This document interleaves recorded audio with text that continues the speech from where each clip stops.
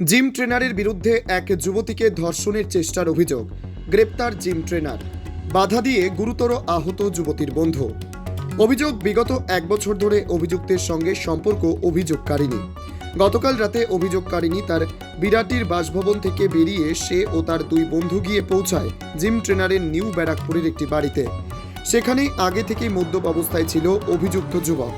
অভিযোগকারিনীকে সেই সময় জোরপূর্বক হাত ধরে টানাটানি করে ধর্ষণের চেষ্টা করে ওই ট্রেনার। সেই বাধা দিতে গেলে মারধর করে মহিলাকে।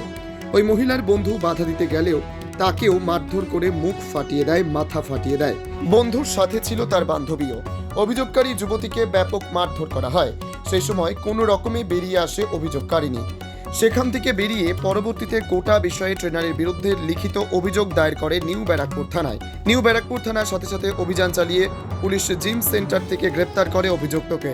অভিযুক্ত যুবককে ব্যারাকপুর আদালতে পেশ করা হবে। Bureau report, জজবাত 24 Bangla.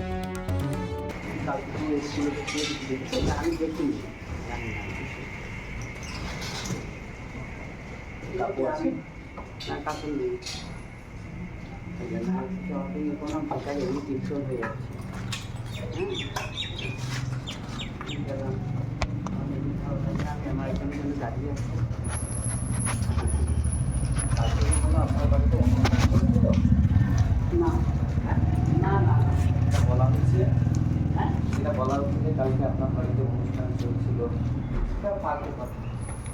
কিন্তু এটাই একটু আমাদের বলে যান। না না না না এমন না তো, আমার প্রতিদিনকে হাঁটু অপারেশন হয়। আচ্ছা আচ্ছা, ওষুধ খাচ্ছি না, যে বারবার দিয়েছি। ঠিক আছে। আপনার ছেলে পুলিশ কখন নিয়ে যায়? একটা দিতে হবে তো। রাত্রি? না না, দুপুরে?